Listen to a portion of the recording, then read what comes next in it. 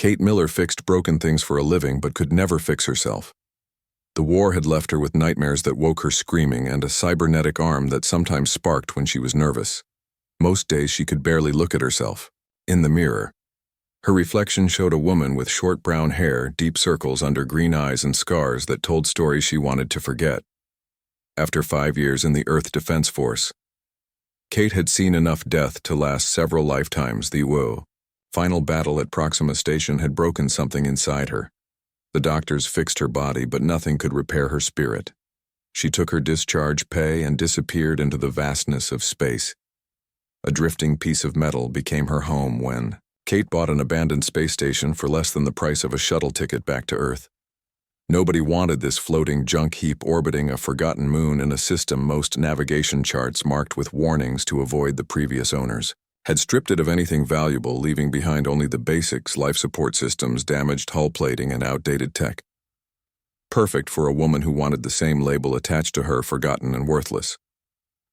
The station had been part of an early mining operation before the corporation went bankrupt and abandoned it. A central hub connected to 4 extending arms, creating a cross shape. Kate named it Second Chance, though she rarely spoke the name aloud. Talking to herself seemed like the first step toward madness. Kate spent her days welding cracked support beams and rewiring ancient systems. Her cybernetic arm proved useful for holding heavy equipment, though it sometimes twitched and dropped things when she least expected. Her only companions were Buddy, her modified maintenance bot she had salvaged from a junkyard, and programmed herself, and the occasional trader who stopped by for emergency repairs. These visitors were rare. This sector of space saw little traffic. The traders who did come through were usually smugglers or people with reasons to avoid official stations and their identification checks. Kate asked no questions, and they paid her in supplies, parts, or occasional luxuries like real coffee or fresh fruit. Her nights were filled with silence and stars visible through the observation deck she had restored first. Sometimes Kate would float there for hours, watching distant suns and wondering if anyone on distant planets was looking back at her. The emptiness of space matched the hollow feeling in her chest. 6 months into her exile, Kate had managed to repair about 60% of the station. The life support systems worked reliably now, and she had even restored power to 2 of the 4 arms. She slept in a small room near the central hub, surrounded by spare parts and tools. Her dreams were still haunted by faces of those she couldn't save, but the nightmares came less frequently. On a day like any other, Kate was replacing coolant lines in the eastern arm when Buddy rolled up quickly, beeping an alert pattern she had programmed for emergencies. His small screen flashed with a message. Emergency beacon detected, vessel in distress coordinates. Incoming. Kate frowned. She had programmed the station systems to ignore most passing signals. The fact that this one had triggered an alert meant the ship was very close and broadcasting on all frequencies. Despite her policy of avoiding other people's problems, curiosity got the better of her. She followed Buddy back to the command center, a room she had partially restored with mismatched screens and patched wiring. The main display showed a small vessel drifting about 20 kilometers from the station. The ship was an unusual design Kate had never seen before. Its hull was dark purple with strange markings that seemed to shimmer even on the grainy display. Her first thought was, pirates. This could be a trap. Pirates sometimes used fake distress signals to lure in helpful ships before attacking and looting them. But something about this vessel seemed wrong for pirate tactics. It was too small, too distinctive, and showed clear signs of damage, a genuine emergency. Then Kate hesitated, her finger hovering over the communications array. She had come here to escape from people and their problems, not to play rescue. She could ignore the signal, pretend her systems hadn't picked it up, but that wasn't who Kate Miller was, no matter how broken she felt inside. With a sigh, she activated the comms. No response came from the drifting ship. The emergency beacon continued its steady pulse, but no voice answered her hails.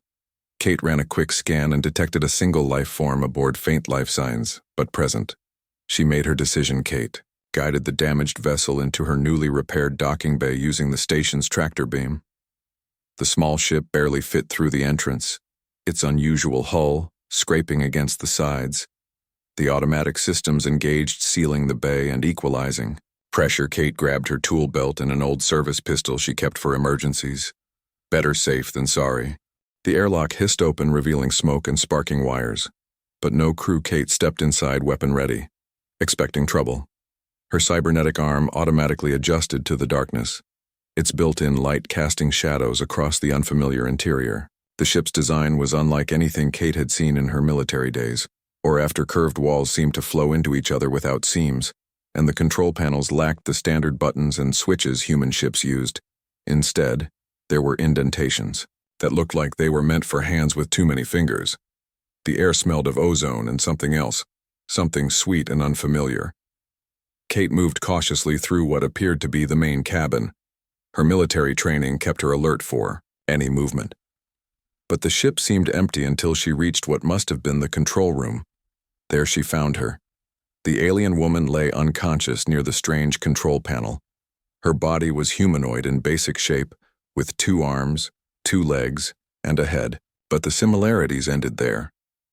Her skin shimmered between deep purple and midnight blue, covered in what looked like small scales that caught the light and reflected it back in iridescent patterns. She was tall, perhaps 7 feet if standing, with long limbs and delicate fingers ending in short claws. Her face was angular with high cheekbones and a smooth forehead that extended back into what looked like horns or crests rather than hair. Kate had heard rumors about the Dracones, a secretive species from beyond the Outer Rim, but had never seen one. Their homeworld was supposedly protected by an energy shield that human ships could not penetrate. Some said they were shapeshifters. Others claimed they could control fire with their minds. Most humans considered them myths or exaggerations from deep space explorers, but here one was real and injured. The alien woman had a deep gash across her abdomen, blue blood seeping onto the deck. Kate holstered her weapon and knelt beside the injured. Being medical training from her military days kicked in as she checked for other injuries. The wound was serious but didn't appear fatal, as long as Draconis anatomy was somewhat similar to humans. Kate made a quick decision. She carefully lifted the alien woman, surprised at how light she felt despite her height. The scales were smooth against Kate's skin, warm and slightly vibrating as if with electrical current. Her cybernetic arm registered the strange energy with warning signals. But Kate ignored them. She carried the unconscious alien back through the airlock and to her station, heading straight for the medical bay. This was another area Kate had prioritized in her repairs. Though basic, it had functional equipment and supplies. She gently placed the alien woman on the examination table and began treating the wound. As Kate cleaned the injury, she watched with fascination as the edges of the gash seemed to slowly pull together. The alien was healing herself even while unconscious. Draconis' healing abilities were legendary among spacefarers. Kate knew the Earth military would pay fortunes for such genetic material. She had heard rumors of black market bounties on Draconis specimens, especially females who were said to be rarer among their kind. Kate knew what some humans would do with this opportunity. The Draconis woman was helpless, vulnerable. The military or corporations would pay enough for Kate to buy a new life, somewhere comfortable, far from this forgotten station. But Kate was done with war's exploitation and the darkness of humanity that had driven her to this lonely existence in the first place. She finished cleaning and bandaging the wound, though it seemed less necessary with each passing moment. Then she set up monitoring equipment and waited. The alien's vital signs were different from human norms, but they appeared to be stabilizing. The rhythm of her heartbeats, there seemed to be 2 distinct pulses steadied into what Kate hoped was a normal pattern. Hours passed. Kate dozed in a chair beside the medical bed, startling awake when the monitoring equipment beeped an alert. The alien woman was waking up. Her scaled eyelids fluttered, then opened, revealing eyes with vertical pupils like a cat's. The irises were a brilliant gold that seemed to glow in the dim light of the medical bay. The Draconis woman gasped words in a melodic language Kate did not understand. She tried to sit up, then winced, putting a clawed hand to her bandaged abdomen. "Easy there," Kate said, holding up her hands in what she hoped was a universal gesture of peace. "You're safe. I found your ship." "You were injured." The alien woman tilted her head, studying Kate with those strange golden eyes. She spoke again in her Lyrical language. Kate tapped the small device behind her ear. My translator can't understand you. It only has human languages programmed. The alien woman seemed to consider this. She pointed to herself and said one word clearly. Lyra Kate smiled slightly. A name. That was a start. She pointed to herself. Kate, she said, then gestured around them. Station Second Chance. Lyra repeated both words, her pronunciation perfect, despite the different structure of her mouth. She then pointed to Kate's cybernetic arm and made a questioning sound. War injury. Kate said automatically, touching the metal and synthetic skin where it joined her flesh near the shoulder. It doesn't work right sometimes. The alien woman Lyra nodded as if she understood perfectly. She sat up more carefully this time and gestured to the bandage on her abdomen, then pointed at Kate and made a gesture like sewing. You want to know if I treated your wound? Kate guessed. Yes, I did the best I could. But you're healing yourself faster than any human could. Lyra nodded again. She reached slowly toward Kate's translator. Her intent was clear, but Kate hesitated. Letting an unknown alien touch technology connected to her brain wasn't exactly safe protocol, but something in those golden eyes made Kate trust her. Lyra's golden eyes half closed in concentration as her scales shifted to a deeper blue. The tingling in Kate's arm intensified, then suddenly stopped. Kate gasped as sensation flooded back into the cybernetic limb. For the first time since the surgery, she could feel with the artificial fingers, temperature, texture, pressure, all the sensations the doctors had promised, but never delivered. She flexed her metal hand, watching in amazement as it responded perfectly. No delay, no twitching, no pain. Constant ache at the connection point had vanished. How Kate whispered, looking up at Lyra. Your energy patterns were misaligned, Lyra explained, lowering her hand. The synthetic components were rejecting your organic energy, creating interference. I merely harmonized them. Kate moved her arm through its full range of motion, testing the newfound precision. What you call energy, I guess we would call nerve signals. Lyra made a gesture that Kate had come to recognize as her equivalent of a smile. Similar concept, different understanding. Kate touched her metal fingers to her face, feeling the warmth of her own skin through them. You fixed me, she whispered. You fixed my ship first, Lyra replied. The Draconis woman had been helping Kate repair her vessel over the past week, and they had nearly completed the work. The strange drive system still puzzled Kate, but the hull was patched and the life support restored. The moment was interrupted by a sharp series of beeps from Buddy, the small bot. Rolled up quickly, his screen flashing with an alert pattern proximity warning vessel approaching. Kate frowned. The station rarely received visitors, and never unannounced.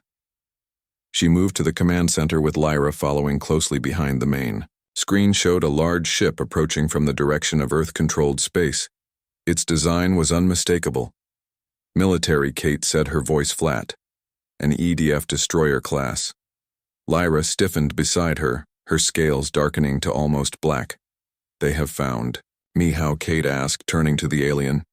Did you activate a beacon? Lyra shook her head. All my systems were damaged and powered down when you found me, but my people are traceable by our energy signatures. It is why we rarely leave our protected space. They must have detected me when I used my abilities to help you. Kate felt cold dread spreading through her stomach. The approaching ship was heavily armed, designed for combat. Her station would offer no protection against its weapons. And Kate had no illusions about what would happen if they found Lyra. The alien woman would disappear into some research facility, never to be seen again. They could not have traced you to this specific location. Kate said, thinking rapidly. This system isn't on regular patrol routes. Someone gave them information. Kate thought of the traders who had visited in the past weeks. Had one of them recognized Lyra's ship in the docking bay and reported it for a reward? The military paid well for information about alien technology. We have maybe 30 minutes before they're in range, Kate said, making a quick decision. I need to get you out of here. Lyra looked at her with those intense golden eyes. You would help me escape. You could be charged with harboring a fugitive alien. Kate met her gaze unflinching. I was done with the military and their methods long before I met you. I'm not turning you over to be a lab specimen." Lyra bowed her head in a gesture of respect. "Thank you."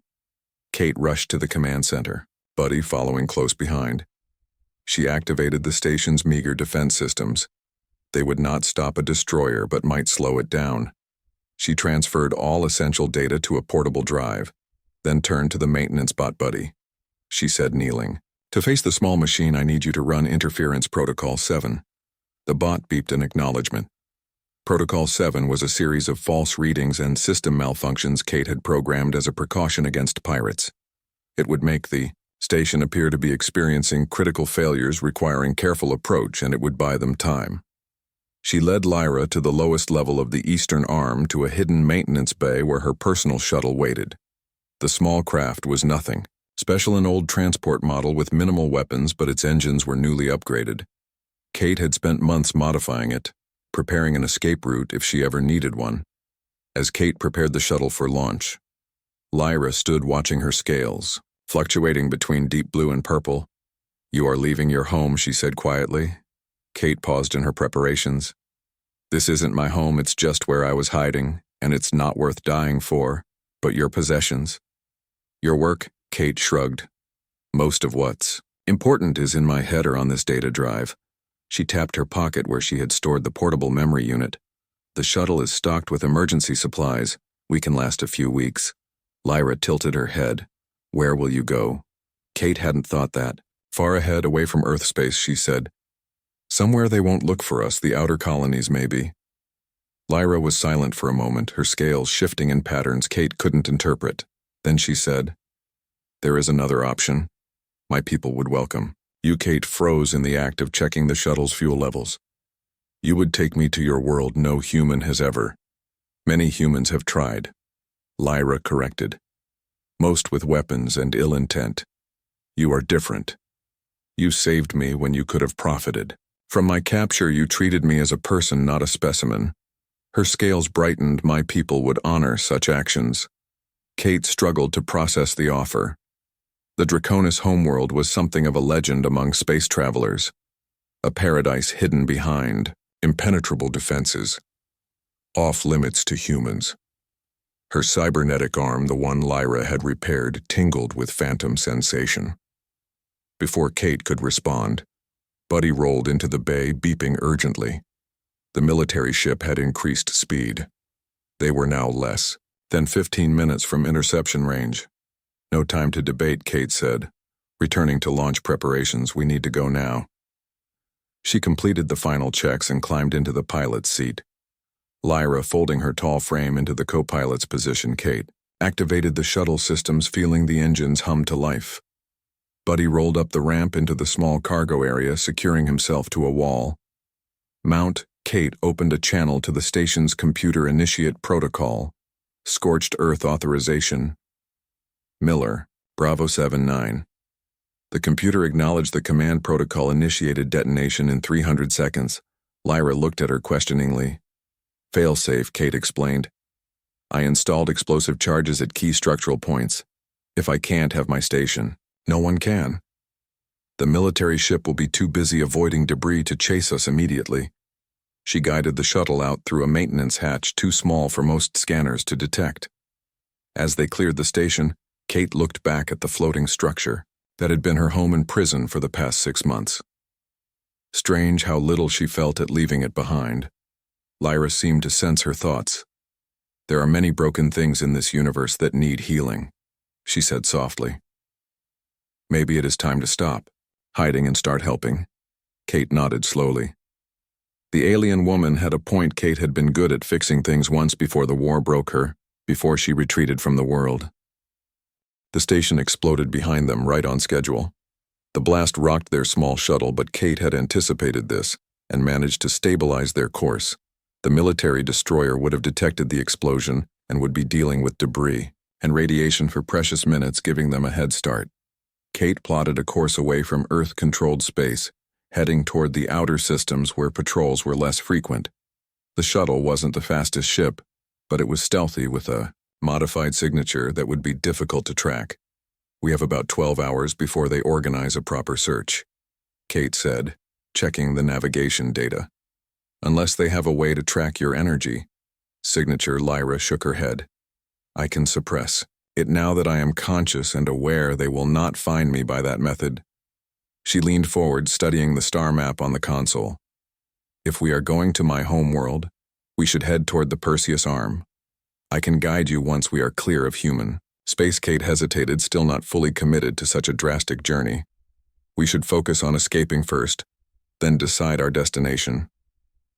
They traveled in relative silence for several hours, Kate keeping a close watch on the sensors for any sign of pursuit, Lyra occasionally suggesting course corrections to avoid known patrol routes.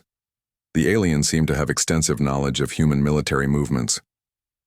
After 6 hours with no sign of pursuit, Kate allowed herself to relax slightly. She engaged the autopilot and turned to face Lyra. Tell me more about your world, your people. Why would they accept a human, especially one with military background? Lyra considered the question, her scales shifting in thoughtful patterns. My people value knowledge and healing above all else. We withdrew from contact with other species, not from fear, but to preserve our way of life. Humans, with your expansion and resource extraction, threatened our balance. She gestured to the stars visible through the view screen. We do not claim ownership of worlds or resources as your kind does. We believe in guardianship, temporary stewardship. My people would welcome you because you chose compassion over gain. You could have profited from my capture, but instead risked yourself to help me. Such actions reflect what we call draki, the flow of rightness. Your cybernetic parts would be of interest to our healers who study all forms of life and technology. They could improve it further. Kate touched her metal arm thoughtfully. It worked perfectly now thanks to Lyra's intervention. The constant pain that had been her companion for years was gone. She found it difficult to believe that an entire civilization of beings like Lyra existed. Beings who could heal with a touch, who understood energy at such a fundamental level. If I went with you, would I ever be able to return to human space? Lyra tilted her head. You would be free to leave at any time, though few who visit our world choose to do so. Would you wish to return to the military that abandoned you? A society that left you broken? Kate flinched at the blunt assessment, though she couldn't deny its truth. She had left Earth and human space voluntarily, unable to fit back into civilian life, unwilling to continue. In military service, she had found no place among her own kind. What would I do there, she asked. Learn, teach, Lyra replied. Your understanding of machines is different from ours. You see patterns we do not. My people would value your perspective. And there are many who would benefit from your mechanical skills. Our technology is advanced in some ways, but we have focused on energy and biological sciences, not mechanical engineering. She paused, her scales brightening. You could be a bridge between our worlds. Perhaps someday, when trust is established. Their conversation was interrupted by an alert from the navigation system. An unidentified ship was approaching fast from the direction of Earth. Space. Kate cursed, checking the readings. The ship was small, not the destroyer that had approached her station, but a fast scout vessel likely dispatched to track them, while the larger ship secured the station remains. They found us, Kate said, engaging manual controls and adjusting their course to a nearby asteroid field. The scout would have better maneuverability, but Kate knew every trick for losing a tail. Lyra studied the scanner. I do not believe it is tracking us specifically. It appears to be following a search pattern. They suspect our direction but have not located us. Kate nodded.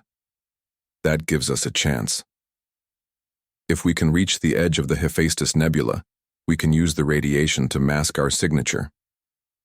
She pushed the shuttle's engines harder than she should have. The small craft vibrated with the strain. The scout ship adjusted course, continuing its search pattern but drawing closer.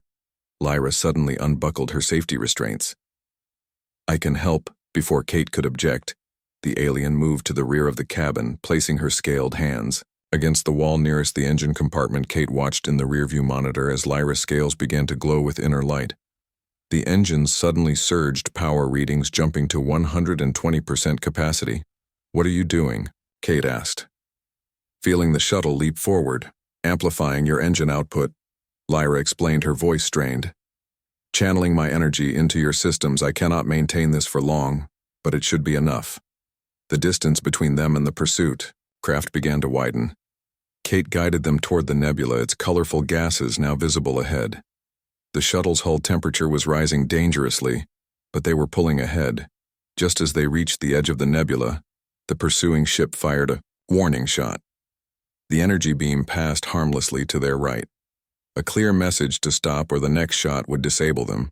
Kate ignored it, pushing the shuttle into the nebula clouds. The radiation immediately began interfering with their sensors, but would also blind their pursuers. Lyra slumped back into her seat, her scales dim with exhaustion. "I cannot maintain the energy transfer," she gasped. "It's okay." Kate assured her.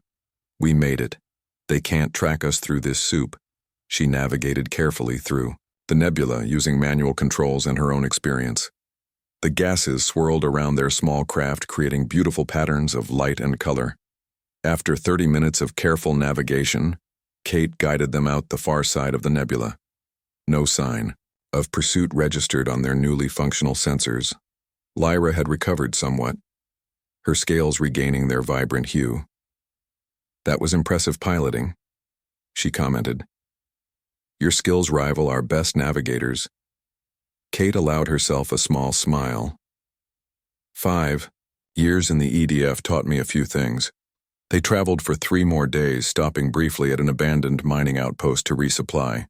Kate was surprised to find Lyra needed very little food. The alien absorbed energy directly from light and heat, requiring only small amounts of water and minerals. As they approached the border of known space, Lyra began to give more specific directions, guiding them toward a region marked as empty on human star charts. "It's not far now," Lyra said, her scales brightening with what Kate recognized as excitement. "My people maintain a boundary station near here." Kate felt nervous as they approached the coordinates Lyra provided. What would Draconis border guards make of a human shuttlecraft?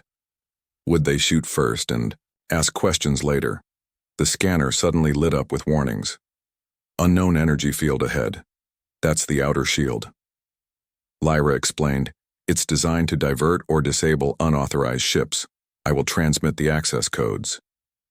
She placed her hand on the communication panel, her scales glowing.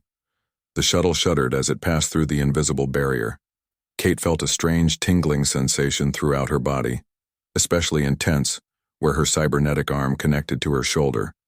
Then they were through, and Kate gasped at the sight before them. A massive space station hung in the void, unlike any human construction. Its spiral arms twisted in impossible patterns, seeming to bend light around them. The surface shimmered with the same iridescent quality. As Lyra's scales shifting colors as they watched, "Home," Lyra said softly. "The gateway to Draconis."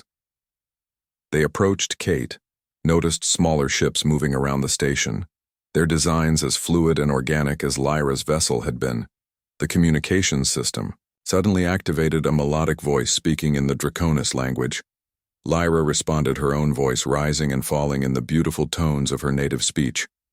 Kate watched her companion's scales brighten and shift in patterns she had never seen before. "Joy, perhaps, or relief," the voice responded, and Lyra turned to Kate with those incredible golden eyes. "My people welcome you, Kate Miller, first human to be invited to Dracon. They wish to honor your compassion and courage." As their shuttle was guided toward a docking bay on the magnificent station, Kate felt something she had not experienced since before the war. Hope. Kate Miller had left Earth to escape her past and had found a future she could never have imagined. A place where broken things could be healed, where energy flowed in harmony, where difference was valued, not feared. She looked down at her cybernetic arm, now functioning perfectly, thanks to Lyra's touch. She thought of the broken station she had left behind, exploding into fragments. Perhaps some things needed to be abandoned for something better to take their place. The shuttle docked with a gentle bump, and Kate rose from the pilot's seat, ready to step into a new world. Kate nodded, and Lyra gently placed her scaled fingers against the translator behind Kate's ear.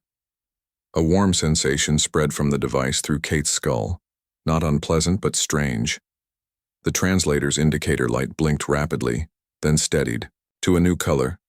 "Thank you for saving my life." The words came through the translator now, though. Lyra was still speaking her melodic language. I have adjusted your device to understand my speech. It will take time to fully calibrate. Kate blinked in surprise. How did you do that? Lyra made a gesture that might have been a shrug. My people understand energy patterns. Your device uses simple energy to translate. I merely added my language pattern to its memory. Simple. Kate thought. The technology in her translator was military-grade and supposedly tamper-proof. But this alien had modified it with a touch. Where are you from? Kate asked. What happened to your ship? I am Draconis, from a world your kind calls Dracon, though that is not our name for it. Lyra said. Her scales shifted color slightly darker as she spoke. My ship was damaged when I escaped from a research facility where humans were studying me. Kate felt sick. Human research facility? You were captured, Lyra nodded.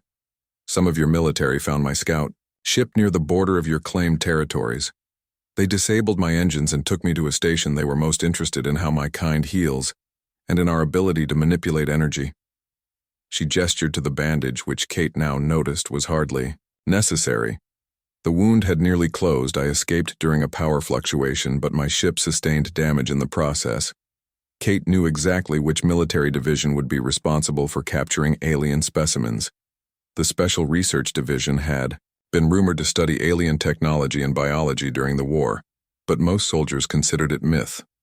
Kate had never seen evidence of it during her service. Until now. How long were you held captive? Kate asked. Lyra looked away. By your time measurement, nearly 6 months. 6 months of being studied, experimented on. Kate felt a surge of anger and shame. Humans were the monsters in this story. No wonder the Draconis kept their world shielded from human ships. I'm sorry, Kate said, though. The words felt pathetically inadequate. Not all humans would do such things. Lyra turned those golden eyes back to Kate. I know this is why I did not kill you when you brought me aboard. Your energy signature shows no darkness, and you helped me when you could have profited from my capture. Kate's cybernetic arm twitched at the casual mention of killing her. She had no doubt this alien could be dangerous, despite her current weakened state. Your ship, Kate said, changing the subject. It's badly damaged, but I can help repair it. I'm good with machines. Thank you, Lyra said. The scales around what would be her cheekbones darkened in what Kate guessed might be their version of a blush. I would be grateful for assistance. I am a scientist, not an engineer. Over the following days, as Lyra regained her strength, Kate learned more about Draconis culture. The alien was surprisingly open about her people, perhaps because she knew Kate could never reach their protected world to share the information. Lyra explained her people were not dragons, as humans called them, but a peaceful civilization that had mastered energy manipulation. The scales humans coveted contained no special properties. They simply reflected the Draconis emotional state. We evolved from creatures your scientists might compare to amphibians, not reptiles. Lyra explained one evening as they shared a meal, Kate eating standard ration packs, while Lyra consumed a nutrient solution from her ship. Our world has both land and water in equal measure, and we adapted to thrive in both. Our ability to manipulate energy began as a way to regulate body temperature, but evolved into much more. When she felt stronger, Lyra accompanied Kate on her repair rounds around the station. The alien was fascinated by human technology, though she often pointed out inefficiencies with gentle amusement. Your power systems waste nearly 40% of their energy output, she commented, examining the station's main generator. You channel electricity through conductive metals when you could simply direct the energy itself. Can your people do that? Kate asked. Manipulate electricity directly. All energy, Lyra corrected. Not just electricity. Your species seems to distinguish between types of energy as if they were fundamentally different. They are all the same at their core, merely vibrating at different frequencies. To demonstrate, Lyra placed her hand near a burned-out circuit board that Kate had been struggling to repair. The scales on her hand glowed slightly, and the damaged components suddenly lit up, functioning as if new. Kate stared in amazement. You fixed it? Lyra nodded.